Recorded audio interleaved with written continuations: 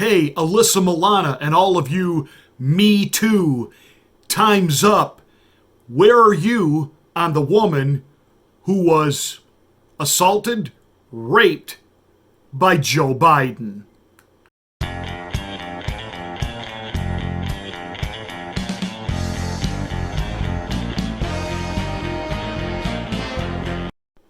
Why do I think that if this was President Donald Trump, the 24/7 nonstop corona hysteria reporting would stop to cover this allegation?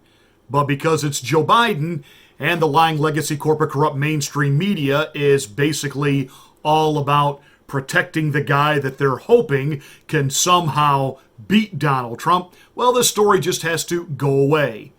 The only one reporting on it, believe it or not, is the underground media. That's not surprising. But it's not even the conservatives in underground media. It's the progressives, the extreme left-wing underground media. It's guys like Jimmy Dore, The Humanist Report, Secular Talk. I'm not even sure the Young Turks are touching this one because, they talk the progressive talk, but at the end of the day, they are sold out to the DNC because they get money. That said, Tara Reade worked for Senator Joe Biden in 1993. She was just a young staffer when she claims that he not only sexually assaulted her, but literally penetrated her. She has been trying to tell her story since 1993 and, of course, have gotten nowhere. Now, of course, we remember the 1990s. That's the Clinton era. And hey, women, you should just have been so grateful that these liberal Democratic politicians were out there on the campaign trail claiming to be for women's rights, claiming to be championing things like, equal pay and greater opportunity and shattering glass ceilings and all that other hogwash that, they claim to have had the corner on doing right for women and cornering the women's liberation voting bloc. Yet we find out that from Ted Kennedy to Bill Clinton to basically all of them, they acted like frat party boys on spring break that never ended. I mean, we find out that, what was the presidential candidate there? Edwards. He had a little honey on the side while his wife is dying of cancer. Gary Hart, he had a little honey on the side. Now it's Joe the Sniffer Biden. And the reason I stayed away from our Joe Biden sniffer theme, this is actually serious. This woman, whose story sounds incredibly credible, she's got many witnesses saying she has been telling the same story since 1993. She really tried to bring it forward again in April of 2019, and she was immediately blasted by the Biden campaign as well as some members of the lying legacy corporate corrupt mainstream media. Are you ready for what they accused her of? Are you ready? Come on. I know it's on the tip of your tongue. Yes, she was a Russian agent. She was a Russian agent trying to take down a leading Democratic presidential candidate. So she comes forward again in January of 2020, and this time she went to an organization called TimesUp Now. And it's a legal defense organization for women who are MeToo victims. And they told her they could not help her because Joe Biden was a candidate for a federal office and they didn't want to jeopardize their own not-for-profit status. Do you think if a woman had gone to them with a story about President Donald Trump, who is also running for re-election, which makes him a candidate for federal office, do you think they would turn her down and tell her, well, we can't do that, we can't get involved with this, because it'll cost us our tax-exempt status, it'll cost us our not-for-profit status? You know they would be all over that like white on rice. Turns out that TimesUp Now is represented by a firm called SKD Knickerbocker. They are in charge of their public relations, making sure that their name gets out there, their marketing, everything that puts them out there so that women know to go see them, the Time's Up Now legal defense group. Well, SKD Knickerbocker has a managing director by the name of Anita Dunn. Anita Dunn has actually two jobs. She's the director of SKD Knickerbocker, the public relations firm for Time's Up Now. She's also a top advisor on Team Biden. Bum, ba-dum, bum. Isn't that amazing? What a coincidence. Who would have thunk? I have said this before, and I will say this again, and the Democrats are far better at this than the Republicans. And I realize that there are Republican elected officials who have done nasty, shady things when it comes to this area of sexual predator behavior. But the Democrats, they've got this down like an assembly line. I mean, they go out there, they claim to champion women's rights. These guys it draws in, of course, all these women who want to work for them, work on their campaigns, be around them, because they're for us. They're for us. And then these guys are just simply using this as like fishing in a barrel to them. Now they got all these young staffers running around them that they just think are dying to fall in love with them, when the truth is that these girls are looking at these guys like, you're old enough to be my dad. You're old enough to be my grandfather. What's the matter with you? Ew. So then when the MeToo thing breaks, then of course these same liberals try to then start all these organizations who are going to represent MeToo, and we get the talking heads out there like Alyssa Milano. Believe all women.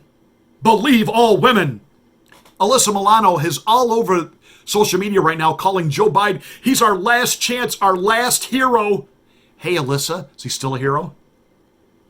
Hey, Alyssa, you're going to make sure that this MeToo Tara Reade, is she going to get finally some justice? Of course not. Of course not. Because again, the Democrats, they play these dirtbag games better than anybody. Well, Tara Reade went on a podcast to tell her story. We're going to play it here. Here's a warning. To some people, you might consider this a bit graphic. There is no vulgar language, but she does detail what she claims then Senator Joe Biden did to her. Now remember, the setting is 1993. She is a young staffer working for this well-known Democratic leading senator. And the fact that he knows her name, that's like, wow. And he gets her alone, and this is what she says happened. And then we were in like the side, it was like the side area. And he just said, hey, come here, Tara. And then I handed him the thing, and he greeted me. He remembered my name. And then we were alone, and it was the strangest thing. There was no like exchange, really. He just had me up against the wall, and the wall was cold. And I remember it happened all at once. The gym bag, I don't know where it went. I handed it to him, it was gone. And then his hands were on me and underneath my clothes. And yeah, and then he went down my skirt, but then up inside it. And he penetrated me with his fingers, whatever. And he was kissing me at the same time, and he was saying something to me. He said several things, and I can't remember everything he said. I remember a couple of things. I remember him saying first, before, like as he was doing it, do you want to go somewhere else? And then him saying to me, when I pulled away, he got finished doing what he was doing, and I kind of was pulled back, and he said, come on, man, I heard you liked me. And that phrase stayed with me because I kept thinking, what I might have said. And I can't remember exactly if he said I thought or if I heard, but it's like he implied like that I had done this. Like, I don't know. And for me, it was like everything shattered in that moment, because I knew like we were alone. It was over, right? He wasn't trying to do anything more, but I looked up to him. He was like my father's age. He was this champion of women's rights in my eyes. And I couldn't believe it was happening. It seemed surreal. But he said, when he had me against the wall after I pulled away, and he had said, hey, come on, I heard you liked me. And I knew he was angry right after he took his finger. He just like pointed at me and he said, you're nothing to me. And then he just looked at me and he goes, you're nothing. And then I must have reacted. And I think he only said it twice. I said, but I just heard the word nothing. And I must have reacted, because that's when he took me by the shoulders and he said, you're okay, you're fine, you're okay. You think Paula Jones? You think Juanita Roderick and these women who were victimized by Bill Clinton and then harassed and slandered and vilified by Hillary Rodham Clinton? You think these women would like to be able to talk to Tara? Not one mainstream media outlet will carry this woman's story, including faux pas news, formerly known as Fox News. The only one covering this are the online media sources, and that would be, for the most part, the progressive left guys. I think maybe the Glenn Beck over at The Blaze, he might have picked this up, but for the most part, nobody even in conservative media is talking about this. And where's the MeToo movement? Where are all these liberal feminists, these movie star feminists? All women must be believed. Hashtag MeToo. Time's up now.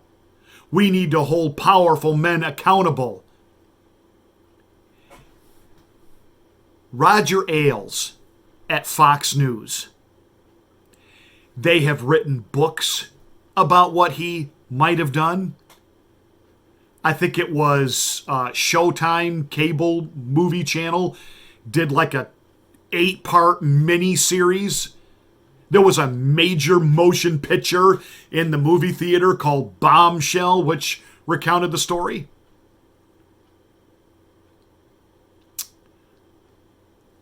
Where's even a report on this?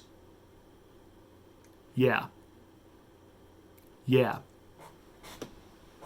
Me too, unless your predator was a powerful, connected, establishment, deep state party member, like a Democrat, who claims to be a champion of women.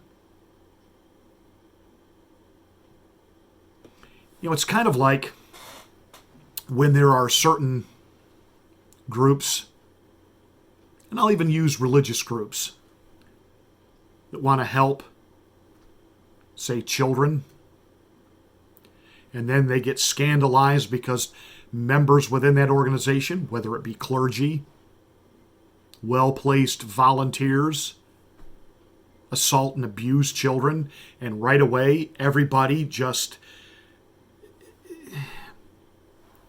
well, when you have an organization, schools where there are teachers that prey on kids,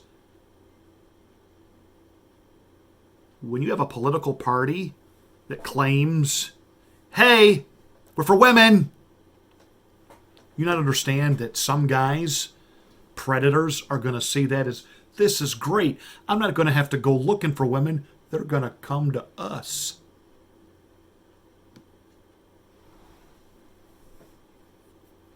But of course, we can't talk about this now because you could drop dead in your driveway of corona. That's what the media wants you to think. That's what the establishment politicians want you focused on. They want you in fear. They want you unable to pay your bills. And they want you to be consumed 24/7 with the narrative that they are setting. And they're not giving you anything from baseball to basketball or anything to watch and get your mind off of it. And you're even watching the movie services like Netflix. All of these corona documentaries are now popping up. And they're just jamming in all these knockoff movies like Contagion. They just want you transfixed. You are going to die. This is where we're at. Joe Biden, vile, vile individual. And of course, he'll never take the debate stage again. He'll never have to answer for this. Well, that's it for this rant. Wow. Hey, give us a thumbs up and a like. Please share this to your social media platforms. Help us get the word out about this channel. Make sure you're a subscriber to the channel. And make sure you have smacked the bell to get notification, allegedly. But you will have to click the word all, or you'll get no notification, never any of the time. Yeah, because that's how YouTube does us.